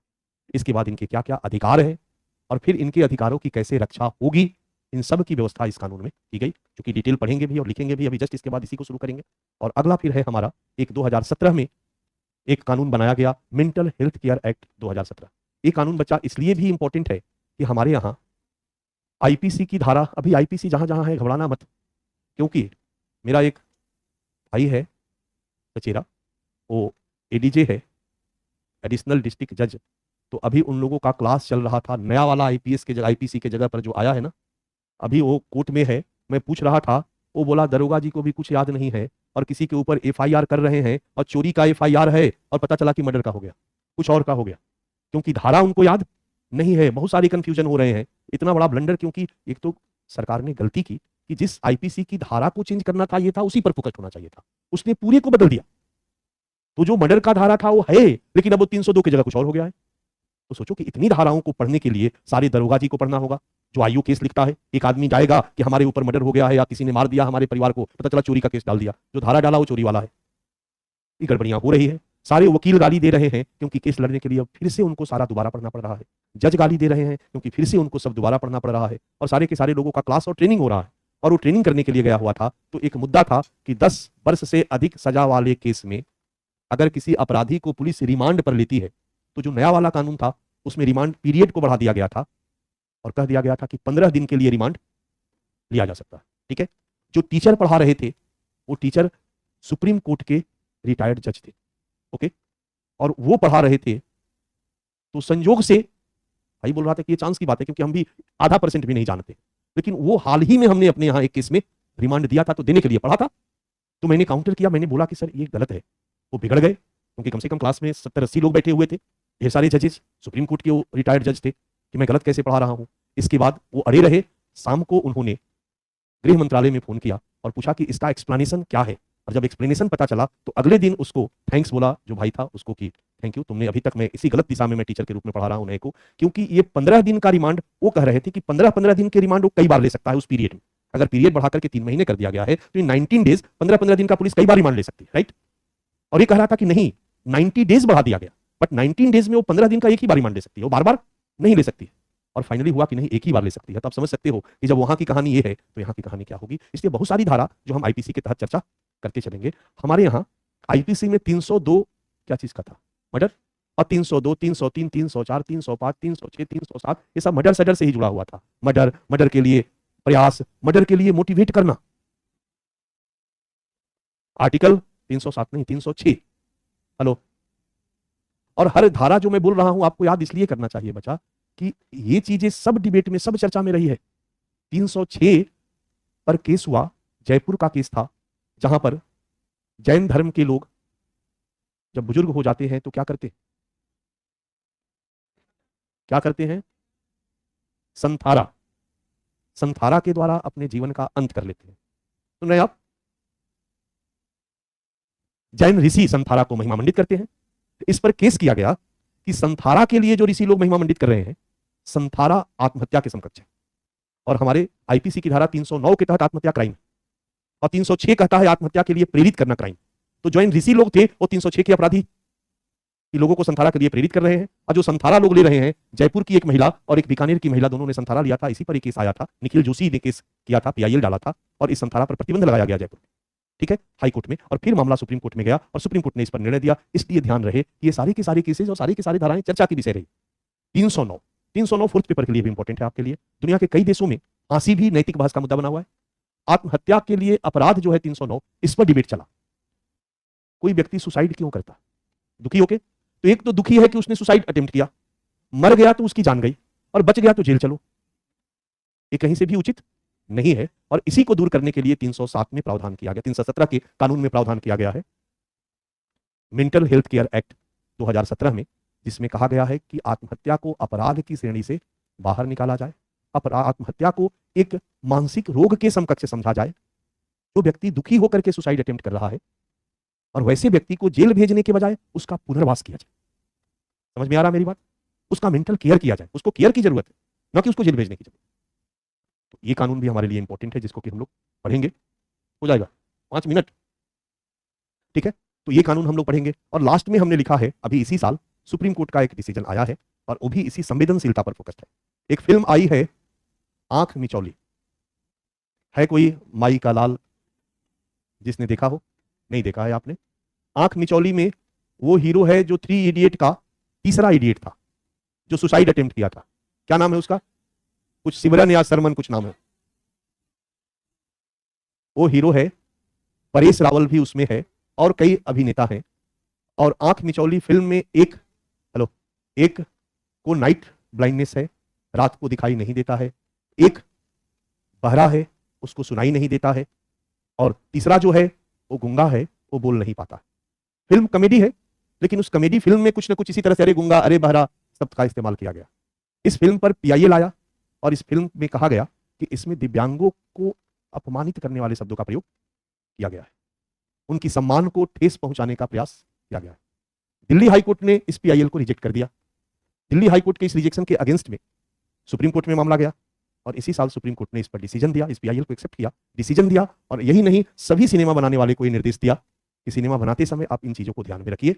और ये डिसीजन भी, सुप्रीम कोर्ट का डिसीजन एक कानून के समकक्ष माना जाता है, इसलिए मैंने इसको यहां पर दिया। और ये डिसीजन इतना इंपॉर्टेंट है कि इस पर चर्चाएं हुई, हिंदू में एडिटोरियल लिखा गया। और ध्यान रखिएगा अक्सर यूपीएससी वहां से पिक करता है आपके लिए प्रश्न, इसलिए मैंने इसको यहां पर रेफरेंस में दे दिया, ठीक है। तो आप अगला टॉपिक बनाइए, प्रेस पेज लिखिए, आप हेडिंग डालिए, फटाक से, देर नहीं कीजिए। Rehabilitation council of India act 1992,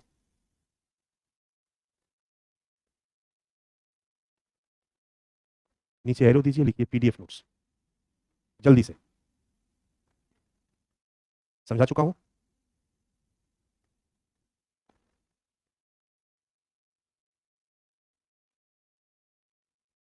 दूसरा हेडिंग डालिए, नेशनल ट्रस्ट, जल्दी से। For welfare of persons with disabilities, act 1999।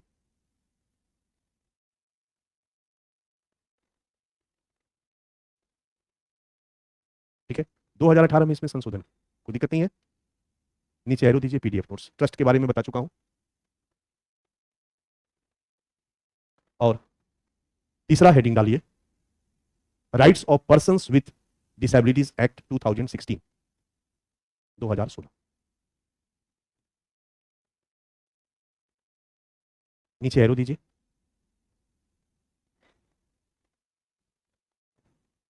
लिखिए 28 दिसंबर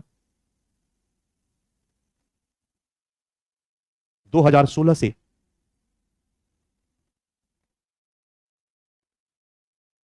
दिव्यांग जन अधिकार अधिनियम लागू, जो 21 वर्ष पुराने दिव्यांग जन अधिनियम, अधिकार गायब कर दीजिए नहीं तो कंफ्यूजन हो जाएगा, दिव्यांग जन अधिनियम 1995 का स्थान लेगा या लिया। 95 वाला कानून है लंबा चौड़ा नाम, तो छोटा कर दीजिए, चलेगा। प्रमुख लक्षण एवं प्रावधान, प्रमुख लक्षण एवं प्रावधान,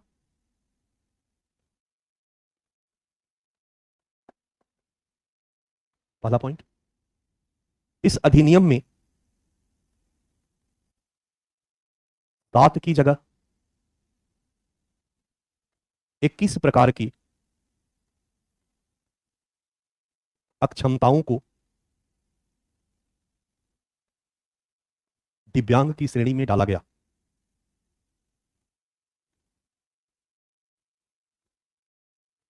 जिसमें कुछ नवीन प्रकारों को भी शामिल किया गया, जिसमें कुछ नवीन प्रकारों को भी शामिल किया गया। ब्रैकेट में धारा 2, मैं आपको प्रीवियस ईयर क्वेश्चन दिखाऊंगा जहां क्वेश्चन ऐसा है जिसमें धारा पूछ दिया है, अधिनियम पूरा पता है और बच्चा को ये पता नहीं था कि किस धारा में क्या है, वो चारों खाने चित हो गए। तो कुछ अधिनियम, सारे नहीं, जो इंपॉर्टेंट ज्यादा है, क्या लगता है 2-3 धारा लिख देने में, मैंने लिख दिया है। जैसे टेस, स्पीच एंड लैंग्वेज डिसेबिलिटीज, सारे 21 नहीं लिखा हूं बट कुछ मेन लिख दिया, स्पीच एंड लैंग्वेज डिसेबिलिटीज। अगला स्पेसिफिक लर्निंग डिसेबिलिटीज,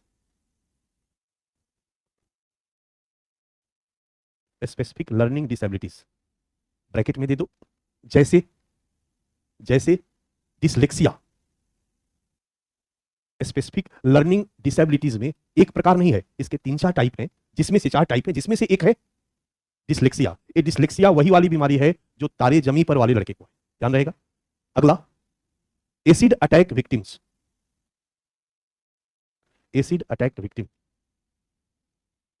अगला ड्वार्फिज्म, ड्वार्फिज्म बौना, ड्वार्फिज्म बौनापन। अगला है मस्कुलर डिस्ट्रोफी, नीचे वाला छोड़ दो, क्या जरूरत है इतना, राइट, काफी है। यहां पर एक और दे दो, ETC।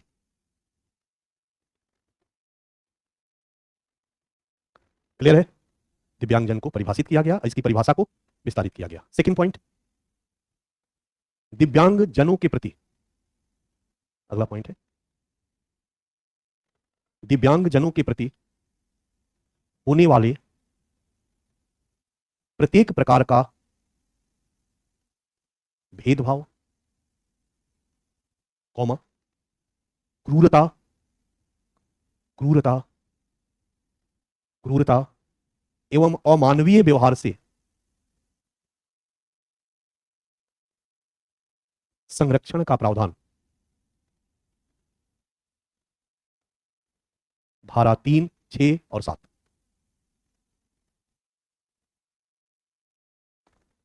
तीसरा, एक प्रोटेक्शन उनको दे दिया गया ताकि सामाजिक समावेशन किया जा सके। विशेष श्रेणी के दिव्यांगजनों के लिए सरकारी प्रतिष्ठानों में आरक्षण को 3% से बढ़ाकर 4% किए जाने का प्रावधान।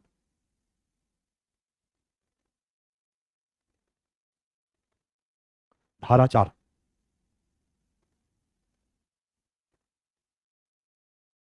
फोर्थ पॉइंट, 6-18, 6-18 वर्ष की आयु के 6-18 वर्ष की आयु के दिव्यांग बच्चों को मुफ्त शिक्षा के अधिकार का प्रावधान। शैक्षिक अधिकार अधिनियम कितने साल तक देता है फ्री एजुकेशन? 14, इसमें कर दिया गया 18, याद रहेगा। शिक्षा का प्रावधान, अधिकार का प्रावधान, ब्रैकेट में धारा 32, धारा 31 ब्रैकेट बंद, तथा उच्च शिक्षण संस्थाओं में 5% आरक्षण का प्रावधान, 5% आरक्षण का प्रावधान, धारा 32। क्लियर है? इनका आर्थिक सशक्तिकरण रोजगार में आरक्षण देकर, इनका शैक्षिक सशक्तिकरण शिक्षा में आरक्षण देकर, और समाज के द्वारा इनके प्रति भेदभाव, क्रूरता, अपमान को अपराध मानना और उसको रोकने का प्रयास। क्लियर है? समस्या दिमाग में रहेगा तो आप देखते जाओगे, कोरिलेट करते जाओगे किस किस तरह की समस्या का क्या क्या सॉल्यूशन किया जा रहा। इनको व्यावसायिक प्रशिक्षण, रोजगार एवं स्वरोजगार को सुनिश्चित करने का प्रावधान।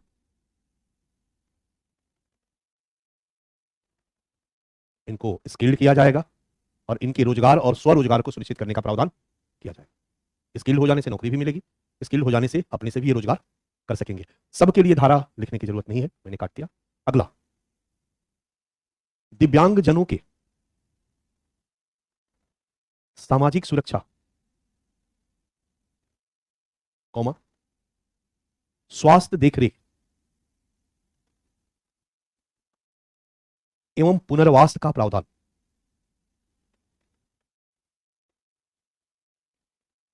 सामाजिक सुरक्षा हो गया, स्वास्थ्य देखरेख का प्रावधान हो गया, उनको पुनर्वास का प्रावधान हो गया। अगला, सुगम्य भारत अभियान के तहत, सुगम्य भारत अभियान के तहत लोक भवनों को, लोक भवन मतलब सार्वजनिक सरकारी भवन को, लोक भवनों को समय सीमा के अंदर या निर्धारित समय में दिव्यांग जनों के अनुकूल बनाने का प्रावधान।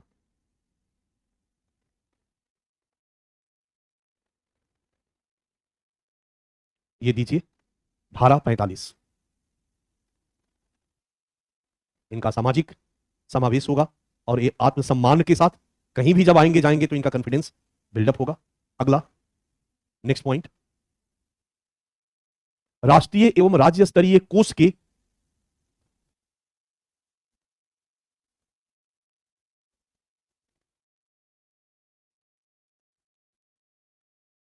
निर्माण का प्रावधान, जिससे दिव्यांग जनों की वित्तीय सहायता संभव होगी। दिव्यांग जनों की वित्तीय सहायता संभव होगी। नेक्स्ट पॉइंट, दिव्यांगों के प्रति किए गए अपराध, और अपराध में क्या क्या है वो डिफाइन कर दिया गया पहले ही, उनका उपेक्षा, उनके साथ क्रूरता, और जो भी डिफाइंड है किए गए अपराध एवं नए कानून के उल्लंघन, नए कानून के उल्लंघन एवं दिव्यांगों के साथ भेदभाव करने पर दंड का प्रावधान। धारा 89 से 95 तक इसी के बारे में है कि क्या क्या करोगे उनके साथ तो दंड का प्रावधान है। लेकिन दुख की बात है कि उनको पता भी नहीं है कि हमारे रक्षोपाय के लिए क्या कानून बना। ठीक है, धारा 95। नेक्स्ट पॉइंट, दिव्यांग जन मुख्य आयुक्त एवं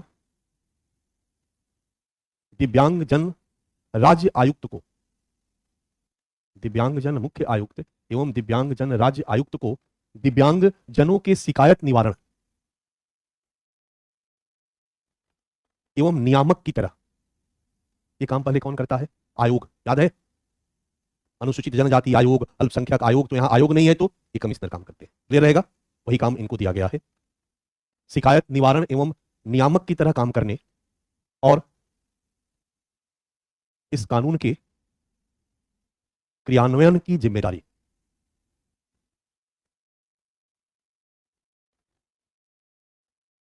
ओके, धारा 74 से 83 तक इनकी जिम्मेदारियों के बारे में बताया गया है। इसकी भी चर्चा है इसलिए मैंने इसको लिखवा दिया। अगला, प्रत्येक जिलों में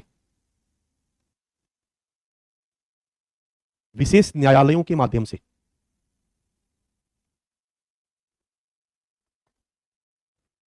दिव्यांगों के अधिकारों के अतिक्रमण, प्रत्येक जिले में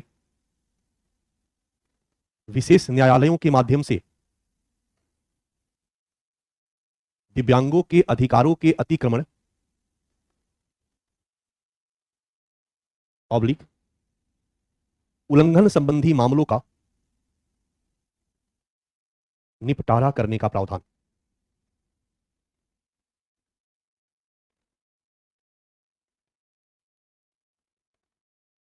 धारा 84, ये है इस कानून का प्रावधान।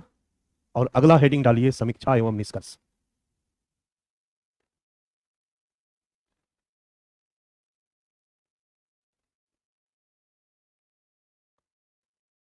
समीक्षा निष्कर्ष में हम क्या कहते हैं कि कानून बना है तो निश्चित तौर पर इससे इनको लाभ मिलेगा, थोड़ा बहुत मिला भी है। फिर लिखते हैं कि फिर भी अपेक्षित लक्ष्य से दूर है। क्यों दूर है भाई? तो कानून बना देने से नहीं होगा, उसके लागू करने से होगा। और कानून बनने के बाद इसको लागू भी नहीं किया गया है। अच्छा से लागू करना तो दूर की बात, 2018 में सुप्रीम कोर्ट ने राज्यों को निर्देश दिया कि हे राज्य पापी कमीने, इस कानून को तुम लागू करो। और फिर अप्रैल 2024 में इस पर सुप्रीम कोर्ट का फिर से डिसीजन आया, जिसमें सुप्रीम कोर्ट ने इस कानून को लागू करने में राज्य के इस स्थिति को बड़ा ही निराशाजनक, और जैसे कहा था ना कोचिंग वाले मौत का कुआं चलाते हैं, सुप्रीम कोर्ट ने यही कहा कि एकदम राज्य जो है वो इतना असंवेदनशील है, वो कानून को लागू नहीं कर रहा है। अभी तक इन राज्यों में कमिश्नर की नियुक्ति नहीं की गई। समझ में आ रहा? ये हम लिखेंगे तो हमारे फेवर में होगा। इसलिए मैं कुछ कानून जिसको मैं अपेक्षा करता हूं कि सेपरेट क्वेश्चन बनेगा, उसकी समीक्षा मैंने अलग से कर दी है। और कुछ कानून जो जनरल इंफॉर्मेशन है उसको ओवरऑल संवैधानिक वैधानिक प्रयासों में मैंने समीक्षा और सुझाव, याद आ रहा है ना, दे दिया है। इस पर ऑलरेडी क्वेश्चन पूछा जा चुका है, बट ये मेंटल वाला, ये दोनों है, अभी भी सुप्रीम कोर्ट लगातार इसको एक्सक्लूड करवाने में लगा हुआ है और आज अभी भी उदासीन है। तो क्या इस पर चल रहा है, क्या हो रहा है, इस पर आपकी निगाह होनी चाहिए, क्योंकि कानून बनता है तो लागू होने में कई वर्ष लग जाते हैं। मैंने आपको बताया कि वन अधिकार अधिनियम बने हुए 18 साल बीत चुके हैं। 2006 में बना हुआ था और अभी तक इस अधिनियम को प्रॉपर लागू नहीं किया गया। इसका लाभ जनजातीय समुदायों को अभी भी नहीं मिल रहा है। तो हम इसी दिशा में समीक्षा करते हैं। लिखिए, निश्चित रूप से स्मॉल ए, निश्चित रूप से यह अधिनियम भारत में दिव्यांगजनों की रक्षा एवं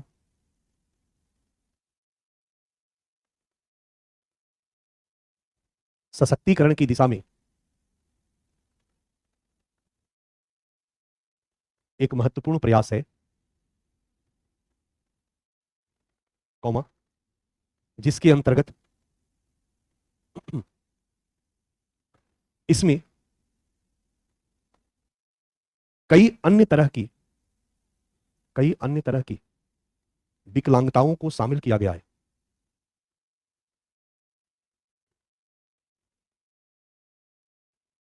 फुल स्टॉप। इस प्रयास से दिव्यांगों के क्षेत्र का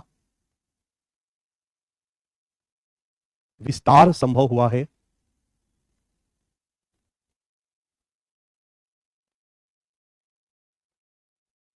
और इनको नौकरी,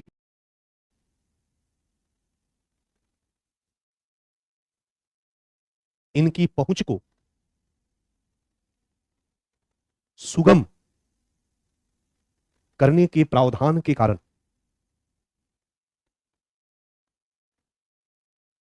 इनकी गतिशीलता एवं सार्वजनिक जीवन में इनकी सहभागिता में वृद्धि संभव हुई है। Small B.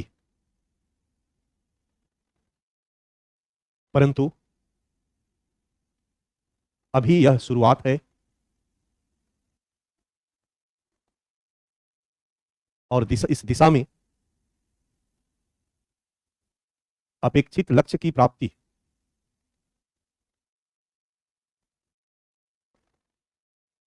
तभी हो सकेगी जब कानून के पक्ष में जनमत का निर्माण करते हुए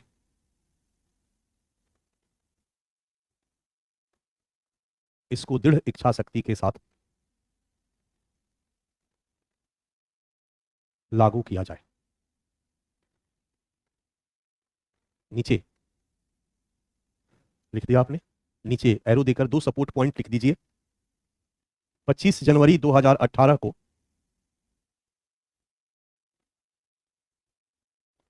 सुप्रीम कोर्ट ने सभी राज्यों एवं केंद्र शासित प्रदेशों को निर्देश दिया कि वो 3 महीने के भीतर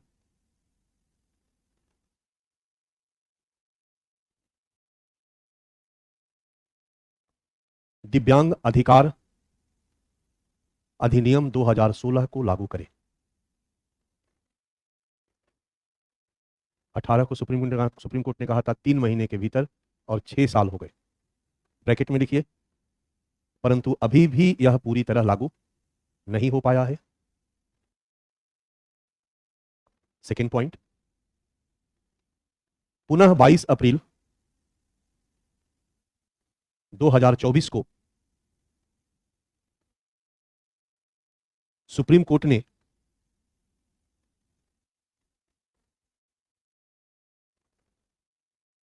राज्यों में इस अधिनियम के अपर्याप्त क्रियान्वयन को निराशाजनक कहा। साथ ही राज्यों को दिव्यांगजनों के लिए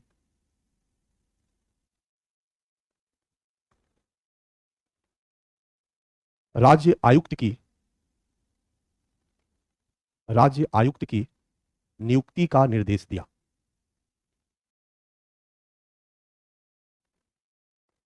छह साल हो गए, कमिश्नर की नियुक्ति नहीं हुई। एक बात ध्यान रखो, हो गया ये टॉपिक। नेक्स्ट हम लोगों का कल होगा mental health care act.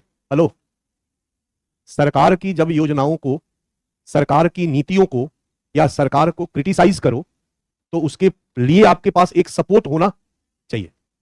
Criticise किए बिना छोड़ेंगे नहीं, लेकिन अगर सुप्रीम कोर्ट का डिसीजन, किसी का रिपोर्ट आदि का हवाला देके करते हैं, जनरली सुनते होगे सरकार के खिलाफ नहीं लिखना चाहिए। ऐसा नहीं है, लिखना है तो जरूरी है तो लिखेंगे ही लिखेंगे, लेकिन अगर सपोर्ट रहेगा तो हमारे लिए अच्छा होगा। कल मिलते हैं ऑनलाइन ऑफलाइन, बताओ।